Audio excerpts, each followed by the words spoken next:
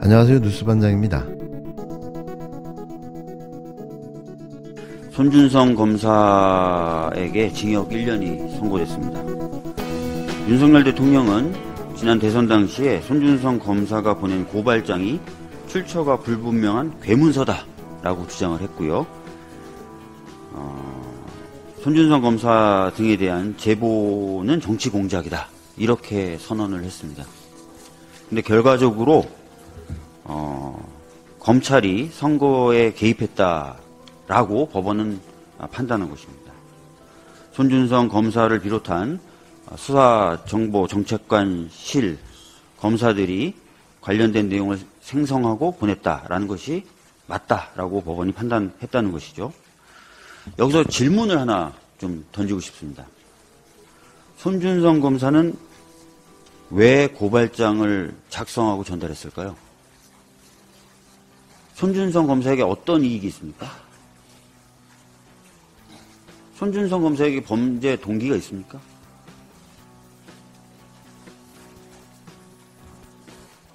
아니죠. 손준성 검사에게 특별한 이익이 생기거나 손준성 검사에게 범죄 동기가 없습니다. 이 이야기는 무슨 얘기냐면 누군가의 지시를 받고 했다는 거죠. 누가 지시했을까요? 기자분들 다 답 아시죠? 수사정보정책관실은 검찰총장 말만 듣습니다. 제가 국감에서도 확인했죠. 검찰총장 말만 듣는 조직입니다. 그리고 수사정보정책관실에 속해 있는 검사, 그리고 이 행위를 직접 한 손준성에겐 아무런 범죄를 통해서 얻을 수 있는 이익이 없습니다. 다시 한번 질문을 던져보겠습니다. 기자분들에게. 누가 지시했을까요? 그 고발장에 보면 고발 대상이 누군가에게 피해를 입히고 있다고 적시가 되어 있어요. 그래서 그 사람들이 피해를 보고 있다 라고 하면서 고발장에 작성되어 있어요. 고발장에 피해를 입는다고 적시됐던 사람들, 그 사람들의 이익을 위해서 고발장이 작성되고 전달됐겠죠. 기자분들이 내용을 한번 확인하시고 기사 작성에 참고해 주셨으면 좋겠습니다. 검찰이 사유화됐던 겁니다. 그리고 검찰이 정치에 개입했던 거고 선거에 개입했던 겁니다. 굉장한 국기문란 사건입니다. 그 당시 이 상황에 대해서 책임을 져야 됐던 사람들 꼭 단죄돼야 된다고 다시 한번 말씀드리겠습니다. 지난 2020년 총선을 앞두고 당시 윤석열 검찰총장이 이끌던 검찰이 정치권 진보 진영 인사들의 고발을 사주했다는 의혹이 있었는데 사실상 인정됐습니다. 고발장의 전달자로 재판을 받아온 손준성 검사가 징역 1년을 선고받았는데요. 지난 2021년 9월 인터넷 언론 뉴스버스가 이른바 고발 사주 의혹을 첫 보도했습니다. 21대 총선 직전인 2022년 4월 3일과 8일 당시 미래통합당 김웅 후보가 캠프 관계자에게 텔레그램 메시지를 통해 고발장과 자료를 전달했다는 건데요. 텔레그램으로 메시지를 전달하면 최초 전송자가 표시되는데 고발장에는 손준성 보냄 표시가 붙어 있었는데요. 고위공직자 범죄수사처는 작년 5월 대검찰청 수사정보정책관이었던 손준성 검사를 법정에 세웠습니다. 첫 의혹 보도 2년 4개월 만에 1심 법원은 손 검사에게 징역 1년을 선고했는데요. 다만 손 검사는 법정 구속은 되지 않았습니다. 재판부는 검사가 지킬 정치적 중립을 정면으로 어기고 검찰권을 남용했다며 당시 여권 정치인과 언론인들을 고발하도록 해 선거에 영향을 미치도록 시도해 그 죄책이 무겁다고 질타했는데요. 특히 검찰도는 그 구성원을 둘러싼 의혹이 고발 대상이어서 실제로 고발을 사주할 범행 동기도 있었다고 인정했습니다. 또 고발장이 제3자를 거쳐 김웅 의원에게 전해졌을 수 있다는 가능성에 대해서도 손준성, 김웅 두 사람 모두 기억을 못하고 있다며 받아들여지지 않았는데요. 재판부는 고발장 전달 과정에서 손 검사가 개인정보와 공무상 비밀을 누설한 혐의를 유죄로 인정했습니다. 재판부는 미래통합당 후보였던 김웅 의원이 고발장 전달을 공모했다고도 인정했는데요. 다만 고발장이 전달됐을 뿐 실제 고발이 이뤄지지 않았다며 공직선거법 위반 혐의는 무죄로 봤습니다. 이게 과연 무죄일까요? 목적이 사실 공직선거법 위반이었던 거고 목적은 정치 관여라고 보는데 법원에서 사실상 그 부분은 인정을 했어요. 다 인정했어요. 정치적 중립 의무를 위반해서 이 비밀이라는 게 다른 게 아니라 그 고발장을 쓰기 위해서 필요했던 자료들이 있잖아요. 뭐 최광욱 의원과 관련된 거라든가 당시에 채널의 사건과 관련된 개인 우리 제보자 X 이런 것들을 그 검찰 내부에 있는 자료를 다 검색을 해서 그걸 고발장에 고스란히 담았거든요. 그리고 그걸 이 김웅 의원을 통해서 김웅 당시 후보를 통해서 접수하게끔 시도를 했으니까 정치적 중립부는 위반한 게 맞는데 실제 접수가 안 됐는데 이게 공직선거법은 미수 사건이 처벌을 못 한다라는 거예요. 그래서 그냥 왔는데 왜 선거법이 중요하냐면 이걸 왜 했냐 애초에. 그렇죠. 그거는 인정했습니다. 총선 직전에 네. 총선 직전에 벌어진 일이거든요. 네. 총선 직전에 선거에 영향을 미칠 목적으로 이런 거 한 거 아니냐. 네. 이게 이제 공직선거법으로 걸었는데 그러니까 지금 정확히 얘기하면 그 판결문 내용을 보면 선거에 영향을 미칠 의도로 김웅 전 검사와 그때 당시 후보이자 전 검사였습니다. 김웅 전 검사와 공모했다라는 것까지는 인정했어요. 근데 실제 실행에까지 나아가지 못했다. 왜냐하면 접수가 안 돼서. 네. 검사가 중립 의무를 어기고 검찰권을 남용했다. 법원이 이렇게 질타했는데요. 법원에 선 건 사실 손준성 검사 한 명밖에 없었습니다.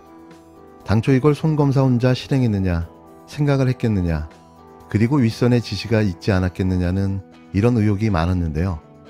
고발 사주의 뒷배가 당시 검찰총장인 윤석열 대통령이 아니었냐는 거죠.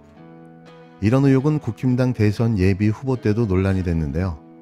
당시 고발 사주 의혹에 대해 윤 대통령은 확인이 됐다 그러면 총장으로서 그런 것을 제대로 살피지 못한 부분에 대해서는 제가 국민한테 사과할 수 있을 거라는 말을 남겼는데요.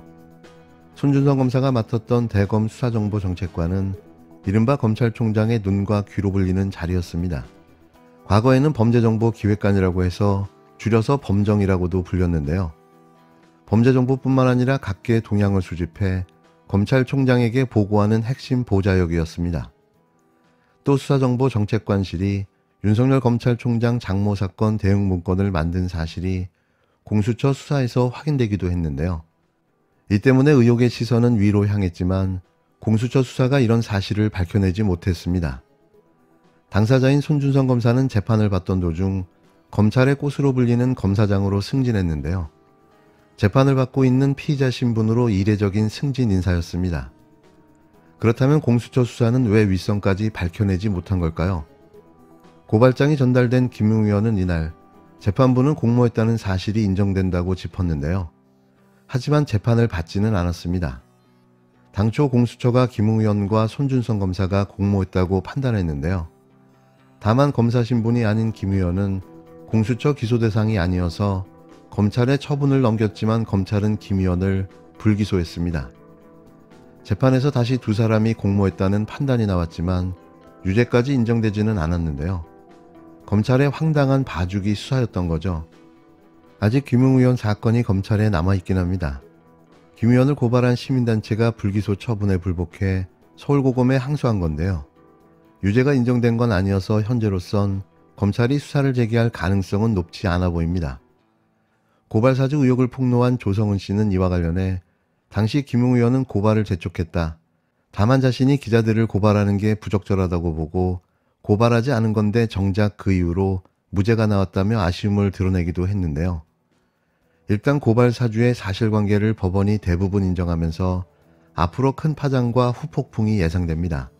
또 손준성 검사는 형사재판회의 헌법재판소로부터 탄핵 심판을 받고 있는데 영향이 있을 것으로 보여지는데요. 이러니 윗선의 지시나 조직적인 개입에 대한 추가 수사 목소리가 나올 수밖에 없는 겁니다. 또 윤석열 정부 들어 검찰이 수사정보정책관실을 다시 확대해 복원하려던 움직임은 제동이 걸릴 수밖에 없는데요. 수사력 논란이 있던 공수처가 처음으로 유죄 판결을 받아낸 점이 놀라울 따름입니다. 물론 항소를 해 판결이 뒤집혀질 수도 있지만 누가 봐도 고발사주 사건은 윤석열 검찰총장 당시 정치검찰이 벌인 희대의 정치 개입, 정치중립 위반 사건임이 분명해 보입니다. 지난 2년간 윤석열 정부는 주권자인 국민의 뜻을 무시한 채 정적 죽이기에만 올인했습니다. 정치는 실종되고 일방통행식 통치와 지배가 횡행했습니다. 역사 속의 민주당, 국민이 기대고 응원했던 민주당으로 일신 또 일신하겠습니다. 국민이 기대하는 유능하고 민주적이고 강한 민주당이 되겠습니다. 언제나 기회보다 위기가 더 많았던 고된 삶 속에서 뼈에 새겨진 배움이 하나 있습니다. 그것은 바로 기회 속에도 위험이 도사리는 만큼 모든 위기에는 기회가 숨겨져 있다는 것입니다. 이번 총선은 대한민국이 잃어버린 비전을 되찾는 날입니다. 무너져가는 대한민국을 바로 세우는 마지막 기회입니다.